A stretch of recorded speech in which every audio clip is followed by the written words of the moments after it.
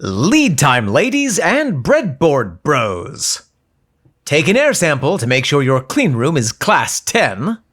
Find and fill your flip chips. And have you ever experimented with thermocompression bonding? Because I'd like our surfaces to be brought into contact with the simultaneous application of force and heat. Just so you know, this is not OSHA approved Talk Tull to me. It's Talk Tull to me. It's Talk Tull to me.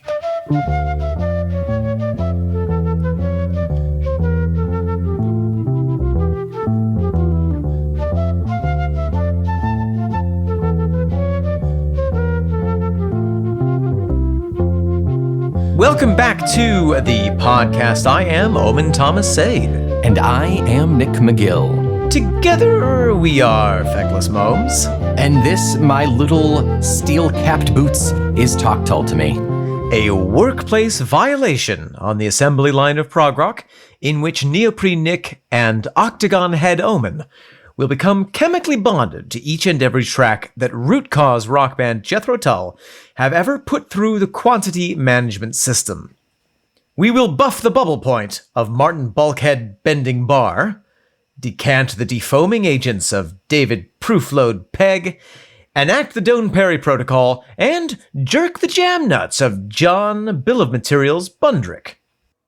And if we can keep our production methods agile and our polishing slurry shielded, we may just be able to get a nod of acknowledgement from the front-end foreman, the Kaizen claghorner, the photoresistant flautist, the micro-bump misanthrope, a man with an industrial-strength dislike of the public, Ian Amorphous Solid Anderson. It was a joke, but you really nailed it with photo-resistant. Right. I think he may be, yeah. So, Nick, this is the last episode that we record in advance of our actual trip to the mystical land of Albion. That's right. I believe it's pronounced England. And we are in, let's see, today is Monday. We will be on a plane. We'll be in JFK right now in 4 days. On Friday, we'll be taking off. We will. Or we'll probably be on the plane by now. It's a 6:20 takeoff, so pretty close. Pretty close. 4 days from today, we'll be doing our final bathroom break before getting on the plane. That's probably pretty accurate, actually. They don't have bathrooms, right? No, not anymore. Not since 9/11. So, until we go on this trip, Nick, what is the song about which we are talking Tull today? We are still on disc 2 of Nightcap. This is track number 8. We are going to discuss Rosa on the Factory Floor. Rosa on the factory floor. As indicated, Omen has not yet listened to this song. Doesn't know how it goes. But this is we're jumping back and forth in time in the last couple of episodes. Now we're going back to 1990. Yes. This track was recorded at Ian's home studio. Yep. As the opener hinted, we've got Martin Barr, we've got Dave, we've got Doane Perry, and John Bundrick on keys for this one. Also known as the Rabbit. The Rabbit. And just so we remember chronologically where 1990 is, it's between Rock Island in 89 and Catfish in 91. Oh, thank you for that. Yeah. Yeah. And it sounds pretty like it. Sounds like it belongs in 1990. Let's confirm if you are correct about that by taking a listen. Let's do that.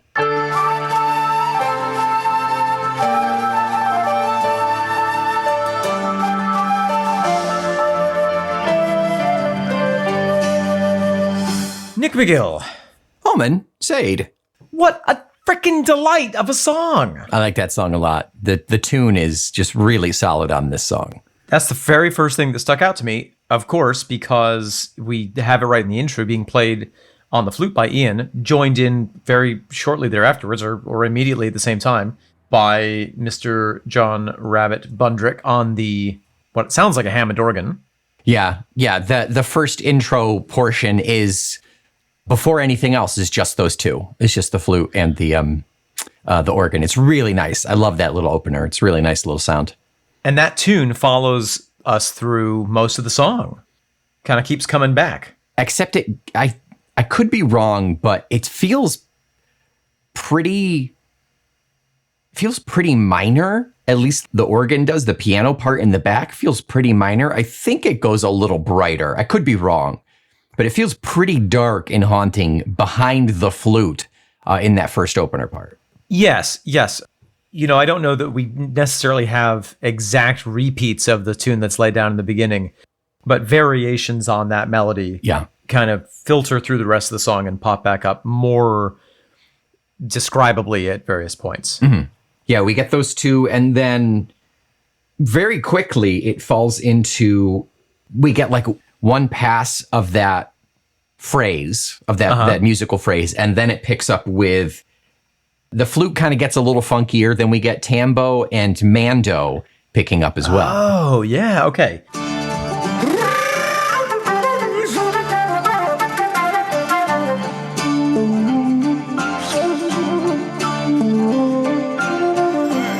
I didn't hear the mandolin for some reason. I heard some sort of string instrument and clocked it as a guitar. Yeah. I'm pretty sure it's mando. I hear acoustic before then, but I really tried to figure this one out. There's no mandolin attributed on the credits here, so I was really doubting it. But it really sounds like it, unless they're playing really high on the acoustic, which is possible. I'll trust your judgment. I did notice the tambo, though. Very tambo friendly on this one. The tambo does not go unnoticed. No. Through the whole thing, it sticks. Once it picks up, it's there. Yeah.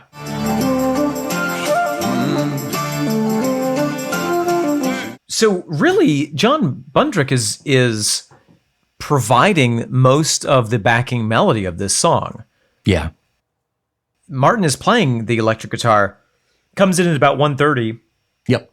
Really solid, lovely stuff, but not really driving the song forward in the same way that the organ is. The workers on the rest of the line, and over in the canteen, she's alone most of the time. It's just commentary, musical commentary phrases, I think. Extra texture. Yeah. Yeah, right around there, that's like 110 to 130. That's when we also get the bass and the drums that really open up as well. Yes. That's when the whole thing blossoms, and it gets really like bottom heavy with the it's a very bassy song as well. All right.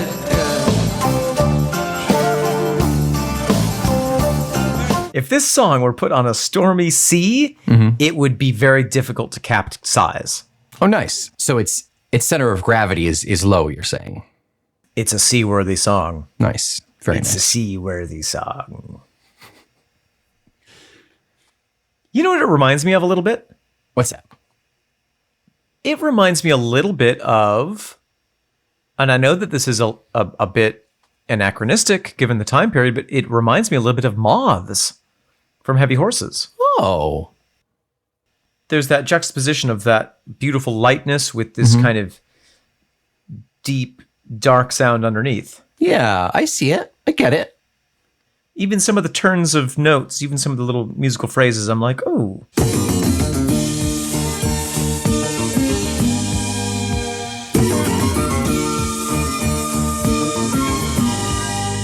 It's the darker evolution of Moths, I think. It's, we sprayed for moths. Moth corpses everywhere. It's mothball. Moths is Evie, and this song is Umbreon, I think is what we're saying here. There we go. That's it. Yep. That's it. Both of the listeners who understood that, congratulations. We're laughing uproariously. Yeah.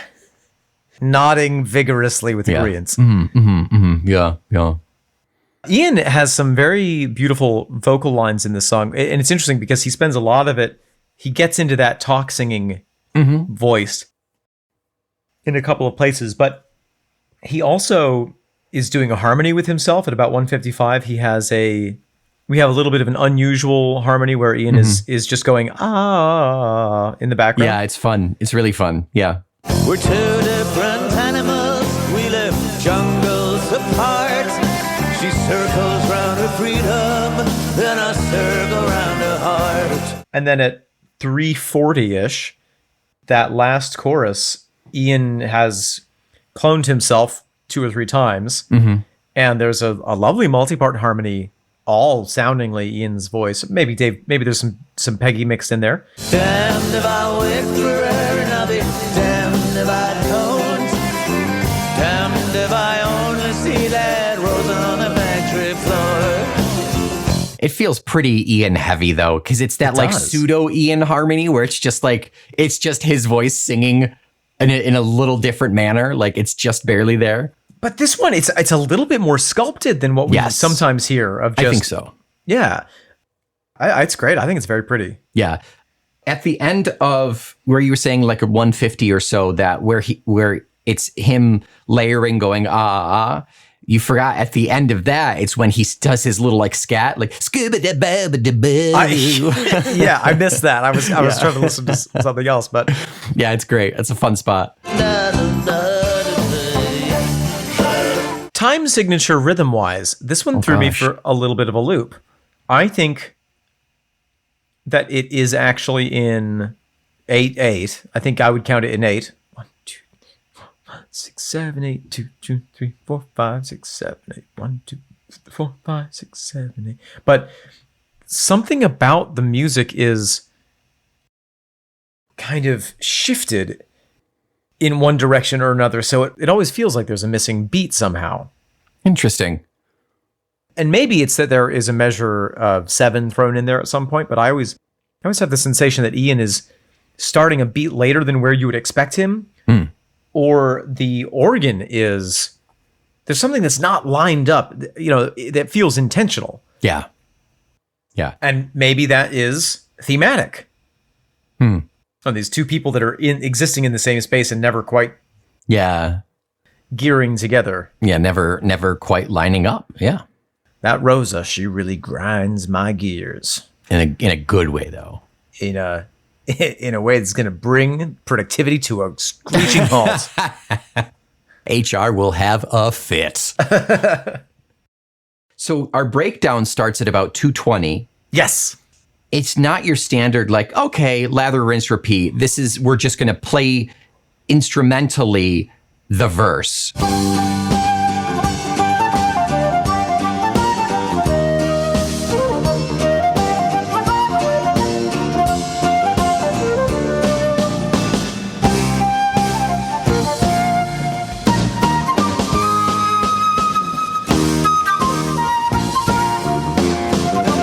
Until it does. It does. It kind of whines, and then it does get to that one point. Ian's flute comes up and plays that dun, da, da, dun, da, gets through that phrase, and then we get a penny whistle on the second round. Yes. It's really, really nice. It's really fun. And then I think that's also where I heard the acoustic plucking, I think. Yeah, that sounds right to me, yeah.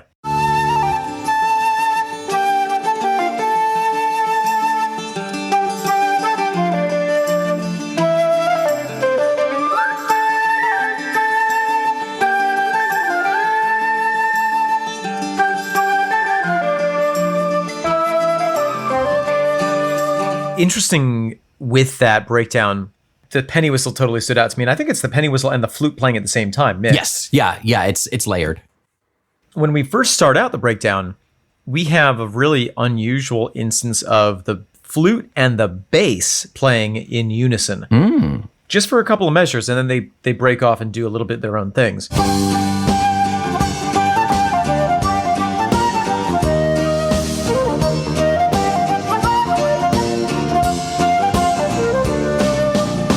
So fun, so just cool to have the two instruments that are the most opposite end of the spectrum in terms of octaves being played in unison. It's really, really cool.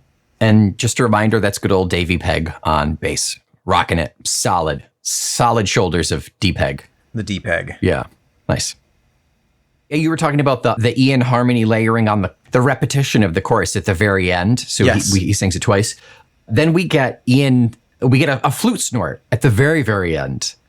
Oh my gosh. Ian bumps it with his snort.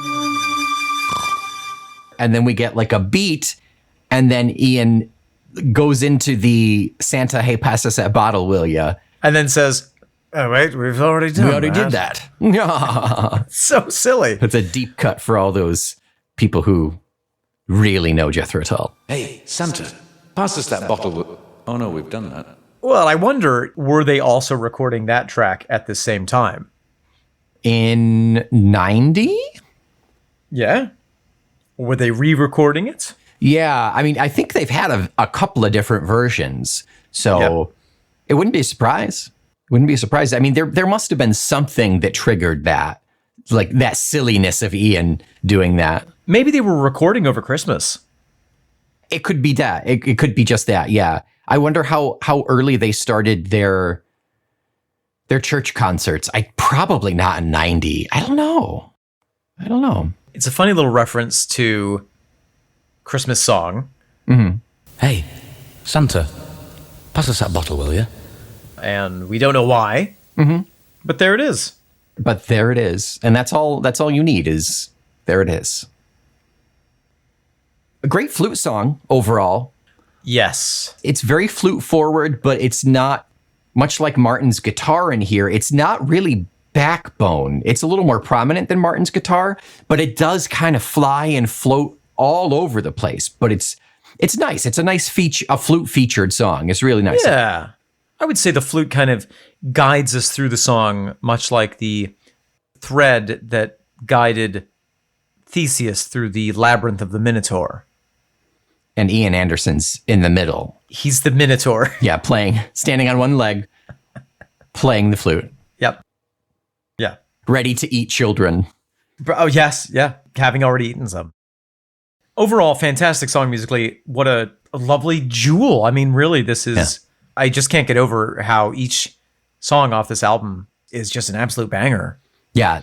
I mean, everything we've listened to could have been on a studio album. None of these feel really rough. No. And this one in particular seems really well put together. Very polished, yeah. Have you ever worked in a factory? Oh, what a good question. No.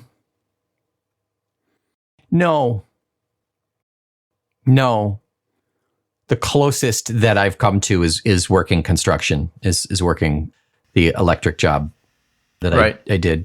No, that had some shop work components. Yeah. We had to build the traffic light heads in shop and all that. Okay. And the cabinets. It's pretty close, like I would say. Yeah. But in terms of like sitting there doing assembly line stuff. Assembly line, same thing over and over, Henry Ford style. No, I haven't had anything that bad. Henry Ford style would be where you... Careful. Where are we going? Where are we going with this? Oh, never mind. Similar to you, I worked in a production shop in Chicago. I just remembered, but carry on. Okay. I remember the 10 years I spent at that factory. And that was the closest thing that I've worked to a factory. But it was always evolved. It was always different projects. Right. Although there was a stretch of a couple of weeks where I was basically doing the same thing repetitively over and over and over and over again. And yeah. It's interesting. It kind of messes with your mind and is oddly comforting at the same time.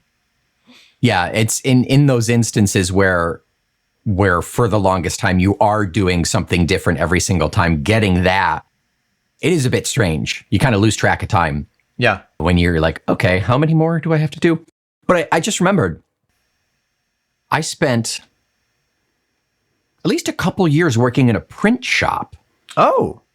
Where, people with like big print jobs, like particularly this was in Syracuse, so we got a lot of legal jobs. So like lawyers would send like, oh, we need this booklet, 30 of this 800-page book. Wow. And we'd have to get we'd line up all the margins and print, and I remember this briefly. Yeah. Bind various types of binding. I loved that job for that reason of like, I just put on my podcasts. I got to be OCD about everything and make sure everything lined up. Yeah. Wow. Perfect job for you. It was really satisfying. Yeah. Yeah. If it didn't pay peanuts, I would have been really happy at that job. When I was cutting steel for about 3.5 weeks straight, I started finding ways to kind of break it up. And so I would say, all right, I will cut these 10 pieces and then I will drink a little bit of my coffee and write a haiku. That's a great idea. By the end of those weeks, I had a little booklet of the worst poetry that anyone had ever laid eyes on. And you can buy that at momes@fecklessmomes.com/haiku. Nick McGill. Omen, Sade. Hi. Oh. Nothing terribly veiled here in this song. So here we have the song Rosa on the factory floor. Yes, Rosa and presumably our narrator are on the factory floor. Maybe. I wanted to ask you about that. But let's find out together. Let's go on this journey together. Take my hand, wipe your hand off on your pants, and then take mine, and let's go. Take my pants. So just the terminology, the factory floor implies that this is where the actual work of the factory happens. Correct. It's not the factory office. It's not the factory design and planning room. This is where the machines are whirring. I think traditionally in the warehouse setup, the offices, the management are up above and can look down upon the factory floor. At least that's what we see in television and movies. I remember that from Jumanji. Yeah. Right. She moves with machinery for the fancy sports car trade. She moves with machinery for the fancy sports car trade. So we know she's working on the factory floor of a car manufacturing plant. Automotive. Specific car being a sports car, fancy sports car. Yeah, so that could be anything. That could be Abarth. Those are actually grown organically. Really? On bushes, yeah. GMO though? No? Yeah. They're natural? Oh. No, yeah, they're organic. Yeah. No, but it could be the English Fiat factory. It could be. I'm curious, in the 90s, what cars would have been considered fancy. Yeah, what's a sports car in the 90s? And what would have been manufactured in England? That would be an interesting thing to look up. Yeah. We're not necessarily, there's nothing in here to geographically place us in England. So maybe this is an everyman's tale of an every Rosa. But I mean, there's no reason not to think that it's in England either. Oh, Aston Martin, Bentley. Oh, Jaguar, Land Rover, Lotus, the Mini, the Moke, the McLaren, the Rolls Royce. Could have been any of those. Could have been Vauxhall. Oh, wow. Which is a subsidiary of Opel, which is a subsidiary of Stellantis, which owns Fiat and Abarth. There a lot of cars are like that. It's you go up the line and it's like 2 or 3 companies and that's it. It's Mrs. Carr. Yeah. Inherited her fortune from Mr. Carr, who in turn used to be Mrs. Carr himself. Oh, well, that's exciting. Yeah, people never talk about that. Yeah. Part of the industrial process, she sees that they stay made. Part of the industrial process, she sees that they stay made. Well, that's how we know it's not a Fiat plant. So she's already, we have the implication that either she is really putting the parts together or there's something in her personality, which is she's going to make sure that these things, whatever she's doing, that she's doing it right. That she's doing it in a substantial way. Right. Yeah. I mean, almost in a sense, it could be a managerial position, making sure that she sees that they stay made. Maybe she's making sure that all of the workers are doing the right thing. She's quality control. I mean, it might be. It might be. If we just read up to this point, yes. I think as we go further, we start to get different bits. Mm. She works from early a.m. They work her to the bone. She works from early a.m. They work her to the bone. Long shifts at this plant. Mm. When I call her in the evening, she was too tired to lift the phone. When I call her in the evening, she's too tired to lift the phone. Woe is me, my girlfriend.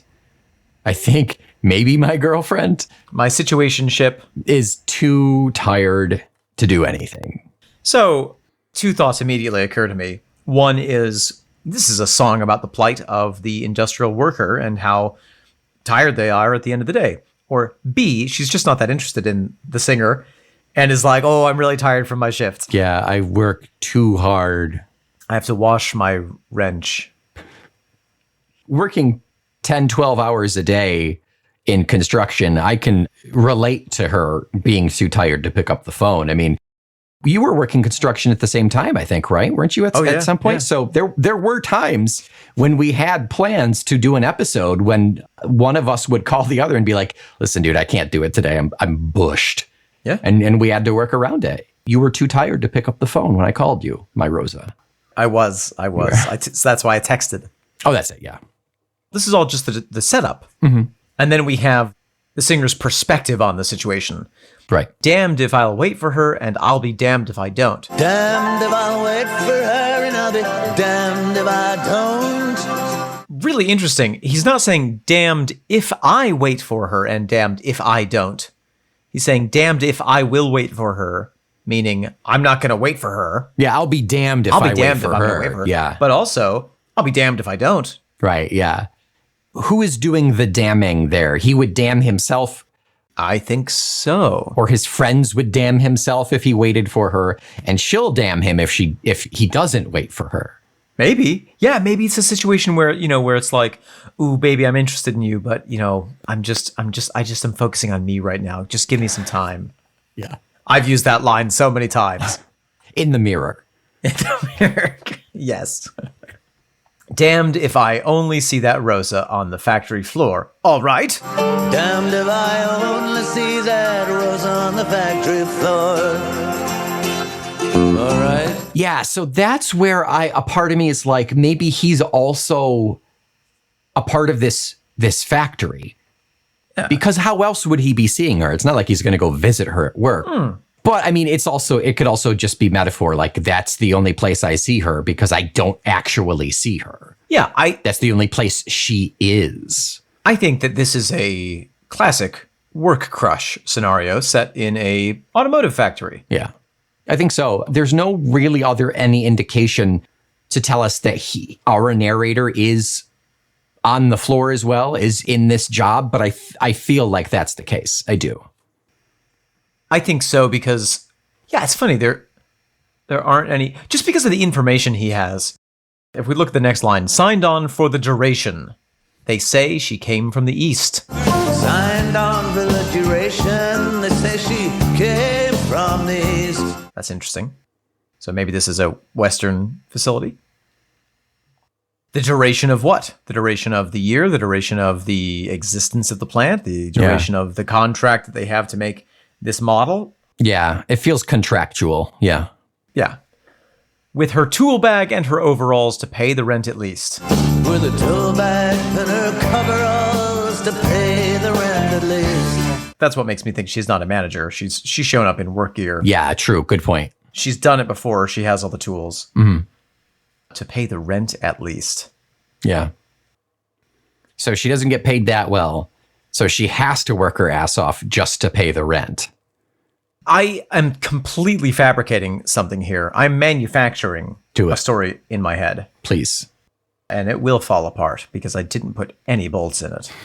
Just chewing gum and Scotch tape. Yeah. But I get the impression of somebody who is running away from a different life or has left some situation and is taking on this really hard work and is taking on all the overtime that she can get, maybe to support a child that she had to leave behind. Mm-hmm. So all she's doing is paying her rent and she's sending everything else to her family. Okay, yeah, I like that. Yeah. I don't know why that comes to my mind, but that's just kind of the vibe that I get from this. And it's completely unsupported. I do like that story, though. And I know the case here in the States for migrant workers with Hispanic names like Rosa will come and work their asses off and send all of the money back home. That's interesting. Yeah. Is she perhaps a foreigner? Yeah. I think it's something of note with they say she came from the East. There's a mystery here. We don't know her origins. Like Bacchus. Yeah, she could be Bacchus. She could be the boringest version of Bacchus ever. Yeah, right. And then her actions lend themselves to the furthering of this mystery. She doesn't talk with workers on the line, and over in the canteen, she's alone most of the time. She doesn't talk with the workers on the rest of the line. And over in the canteen, she's alone most of the time. You know, you get the impression that it's a common thing for workers to talk to each other, but she doesn't. Right. I'm not here to make friends. I'm here to work for minimum wage. I'm here to make Lamborghinis. Right, yeah. I came here to do two things: drink milk and make Lamborghinis. And I'm all out of milk. And over in the canteen, I mean, that's where you socialize. That's where you shoot the news. Shoot the trout. It's where you chew the fat. Yeah. It's where you gossip. It's where you maybe, flirt. It's really the only work sanctioned place where you can chit chat. Fraternize. Yeah. Yeah. But not her. Now, Rosa. Nope. Focused. Somewhere in her history is a lock without a key. She doesn't trust the management. Well, she won't trust me. Somewhere in her history is a lock without a key. She doesn't trust the management. Well, she won't trust me. So she don't trust nobody. Now, I see where you're going. I see your face, Mr. Nick. You think that the line, she doesn't trust the management, well, she won't trust me, implies he is the management. Possibly. I see you. And maybe. Then he goes on, we're two different animals. We live jungles apart. We're two different animals. We live jungles apart. Maybe he doesn't have anything in relation with her. Mm. He can't bridge that gap. Right. That's interesting. A manager in love with a floor worker. A pleb. Yeah. It's just a hint at that. The story itself works utterly and completely with him being another worker as well. Because that line, she doesn't trust the management, well, she won't trust me, works totally fine either way, whether it's right. referring to me being the management, but it's a semicolon, so it's a separate idea. I was totally going off the semicolon. I do think that there is You always do. I do think there's a sense of nobody really trusts the management. That's why the workers can kind of get together and chat and talk about stuff. But she doesn't even want to do that. Yeah, she won't even trust me. Yeah. Right. She won't even trust her fellow worker. Mm-hmm. We're two different animals. We live jungles apart. Interesting, kind of random, natural metaphor dropped in the just about literally the center of this extremely industrial song. Yeah, right. And she circles round her freedom, and I circle round her heart. She circles round her freedom, then I circle round her heart. That goes back to the animal thing, I think, right? Hunting. Yeah. Like she's hunting her freedom. Mm-hmm. All eyes on making this money to get the hell out for whatever reason. For whatever reason. And he just wants a snuggle. He wants to take her firm, calloused hand in his and for her to make him an honest man. That's all he wants. Yeah. But yeah. But it's not going to happen. Not with Rosa. Oh, Rosa. Oh, Rosa. Rosalina. She makes a run of the machina. So that's the end of the lyrics. I mean, we get a repetition of the first verse again, and then we get a repetition of the chorus twice. And that's it. That's our story. This is her. This is the setup. I'm in love with her. She does not reciprocate. And that repetitiveness is illustrative of the experience of working in a factory where you come and you do the same thing over and over and over and over and over again. Mm-hmm. And then you come back the next day and you do that whole process over and over and over again. Yeah. And that type of work, when you've been doing it long enough, that type of work allows you to kind of drift mentally. You don't really need to, unless it's like a really fine detail job. Like if it's just pressing sheet metal into the shape of something, you can kind of get into muscle memory of it. So he can just sit there and see her across the factory floor and fantasize about her. Yes, absolutely. And there's nothing else to do. That kind of job creates boredom. Yeah. That makes your mind kind of be like, oh my God, what else can I focus on? I think that's where a lot of work crushes come from. Probably. There's that phenomenon where people in workplaces develop crushes on each other who in the outside world would never like that each other. Yeah. But because it's that confined environment, there are only so many humans that you're seeing. You kind of get like, your brain is like, well, I got to have a crush on somebody. Yeah. And there's so little that you don't know anything about the person. So there's plenty of room to fantasize. to build them up into what you need them to be mentally for yourself. And somebody who has mystery associated with them, all the better. Yeah, exactly. Now, this would not be the only artistic work on the theme of the impossibility of love in an industrialized society. Have we covered it yet? The other one? Well, I was thinking of Charlie Chaplin's... I was thinking of Modern Times by Charlie Chaplin, which starts with him... You've probably seen a clip of it where it's that famous image of Charlie Chaplin actually going through gears. Yeah, in the cogs, yeah. Yeah, like he's a little worm. Mm-hmm. That's from that whole sequence, and it's amazing. And that whole film is really about the Industrial Revolution as it was expressing itself in the early 1900s. The only words in the entire film are spoken by this corporate overseer who comes in on a screen sometimes and is like, work faster. Mm-hmm. Chaplin is having a cigarette in the bathroom and he's like, get back to work, suddenly on this screen. And Chaplin hired an actor who he thought looked like Henry Ford. Oh, wow. Yeah. He wanted to make that association. Mm-hmm.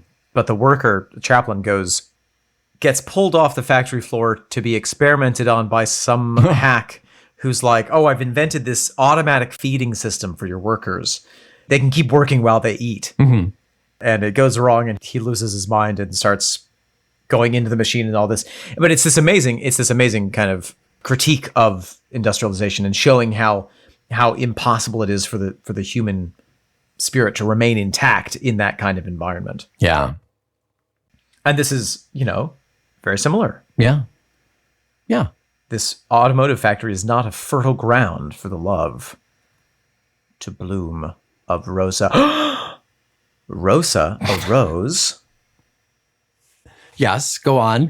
She's a rose in the desert of his life. Desert Rose. Yep. By Sting. Mm-hmm. Desert Rose by Sting. There it is. A Brand New Day album. Full circle, everybody.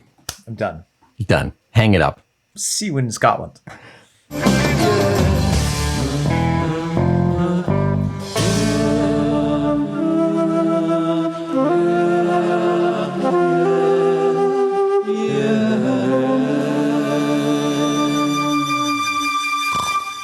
Omen.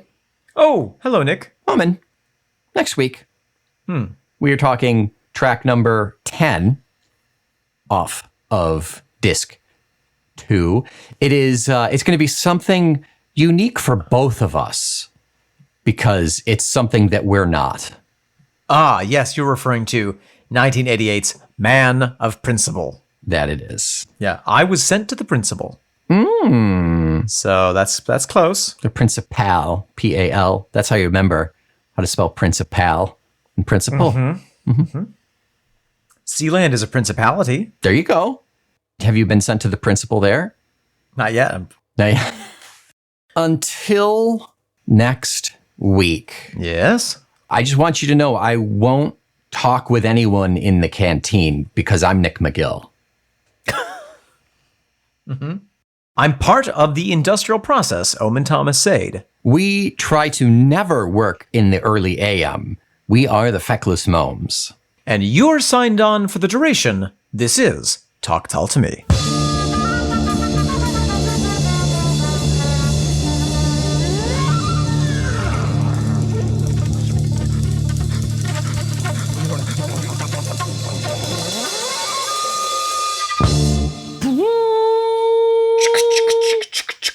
Oh, shift change. Oh. Hey, Rosa. Oh, Hi. hey. Oh, James, isn't it? It's so funny. Yeah.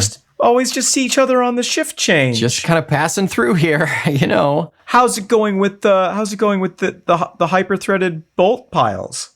Oh, it's good. It's good. They're mostly threaded. Yeah, Okay, I'm just about done. I'm just about done. Yeah. Well, it's nice seeing you. I better get going. I have to get to the oil refinery. Listen, Rosa, before you go, I mean, we got a little hang time. I mean, listen, I mean, I know we don't know each other very well and everything, but I see you in passing like all the time. And I'm just wondering, there's a new club opening down the street. And it's happening on Friday, and I'm wondering, would you be able to make it Friday night with me to go to the that sounds so opening? nice. Thank you so much for thinking of me. I would love to do that. Oh wait, you said Friday night? Yeah, it's Friday evening. Oh, I have to go into the casting chamber and do a changeover of the camphors. Oh, okay. Yeah, they have me scheduled for Friday, but okay. But what about Sunday? A group of us are all going out to throw rocks at the seals. Maybe you'd want to come along? Sunday, is that Sunday morning? Yeah, Sunday morning. Yeah, I'm working a double. I'm going Saturday night into Sunday afternoon. I have to cleanse the sprungers. It's once a month, it's the thing. I do the short straw. I knew that. I knew about the sprunger cleaning and it has to be balanced. I know. Yeah. Let's see. Okay. Okay. So, okay. I hear me out. I know it's a bit early to be meeting family, but next Thursday is my niece's quinceañera. Susie, I'll be there in 2 seconds. I'm sorry, what? My niece's quinceañera on Thursday. Do you think you could make it Thursday afternoon? I love a quinceañera. Oh, this Thursday? Yeah, this Thursday. Jeez. I'll have to send a card. I'm doing a Poke-Yoke report on the powertrain. Okay.